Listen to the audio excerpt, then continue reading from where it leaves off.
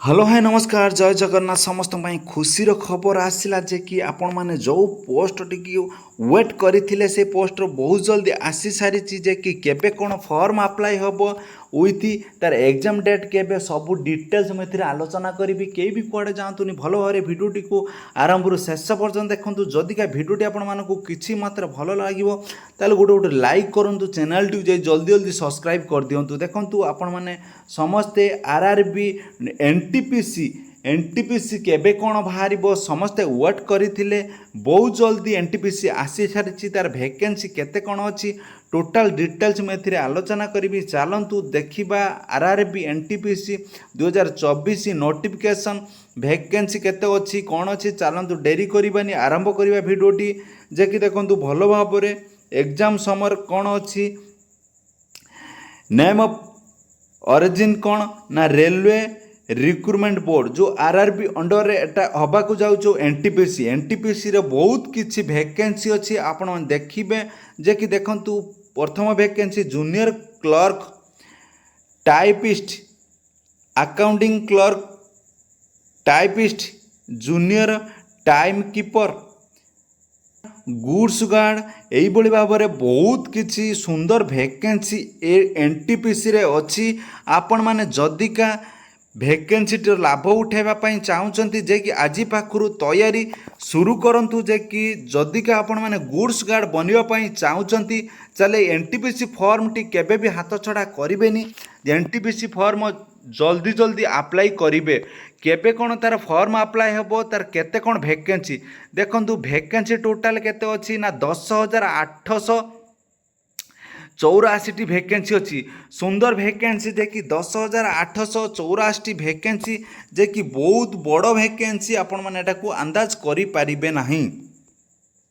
देखो क्वालिफिकेशन कौन अच्छी ना क्वालिफिकेशन अच्छी देखो +2 लेवल आपण माने एटा को अप्लाई करि परिबे विथ ग्रेजुएशन लेवल बेटा को अप्लाई करि परिबे एटा को सुंदर वैकेंसी जे कि +2 लेवल पाखरु आपण माने अप्लाई करि परिबे। तापर कौन अच्छी एज लिमिट देखु एज लिमिट आइदर 18 रु 30 वर्ष पर्यंत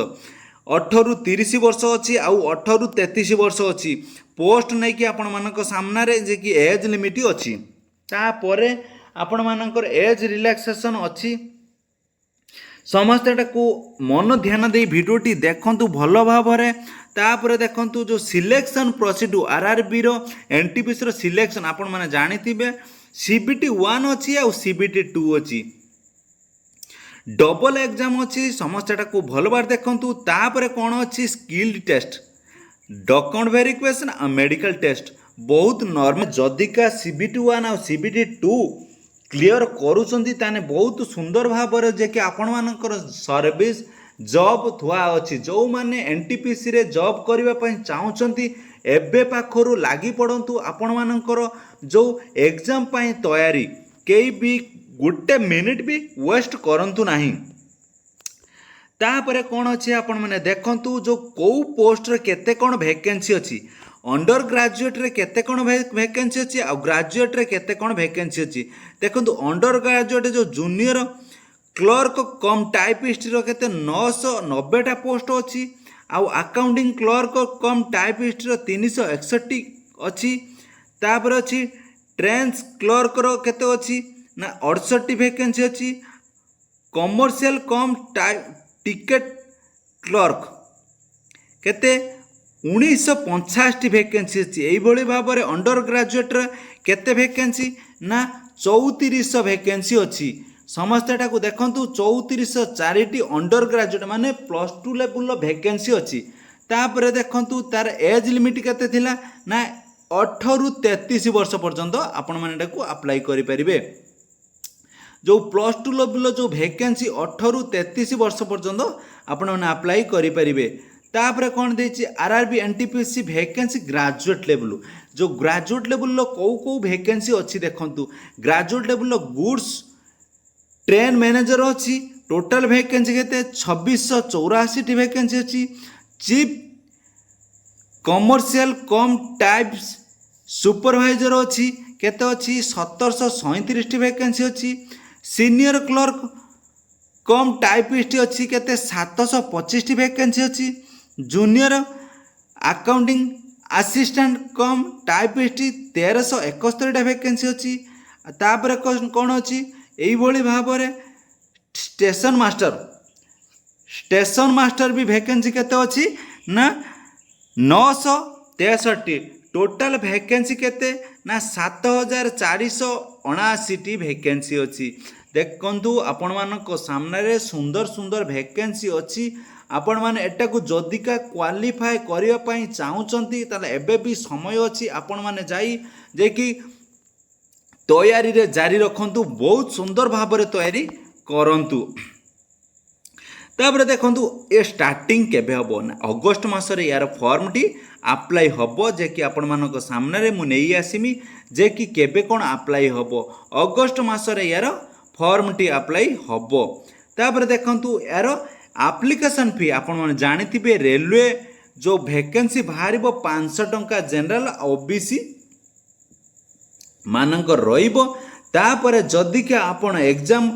टेकन कले तापरे 400 टंका आपण मानकू रिफंड हबो एटा को भलो भाबरे बुझी नियंतु तापर देखंतु एससी एसटी पीडब्ल्यूडी आ वोमेन मानकर एक्स सर्विस मानकर केते 250 टंका अछि जदि का आपण माने एग्जाम करूचंती एग्जाम दबा को जाउचंती अटम नौचंती ताने रिफंड ड्यूली एटार किछि लेखि नाही आपण मानकर रिफंड किछि भी हबो नाही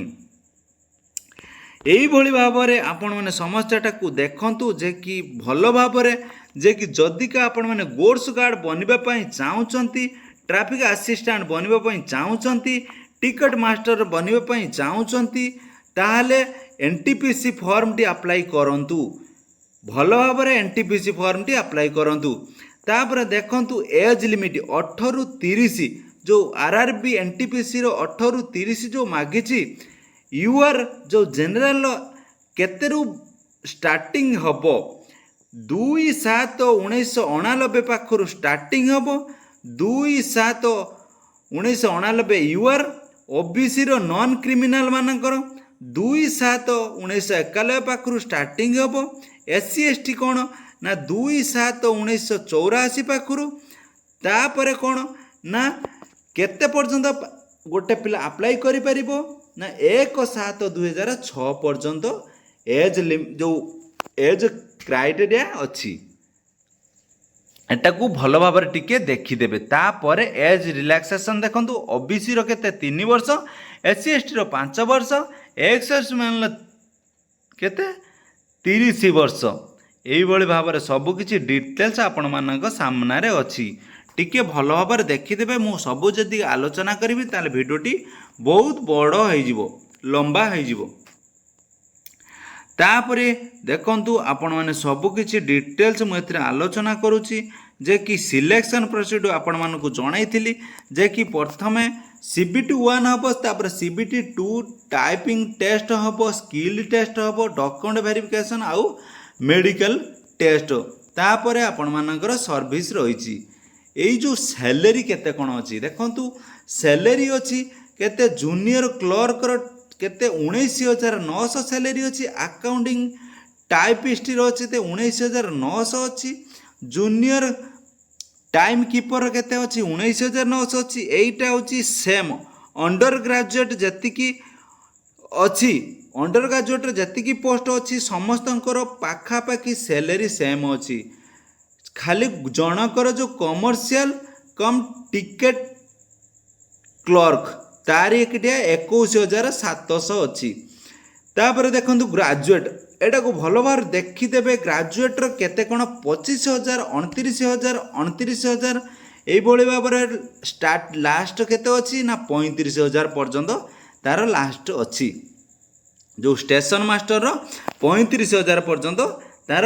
सैलरी अच्छी भल भाव में भिडियोटी आरंभ शेष पर्यंत देखिए तापर आपण मैंने एटा को भल भाव जानी पारिबे देखंतु जो एग्जाम जो हम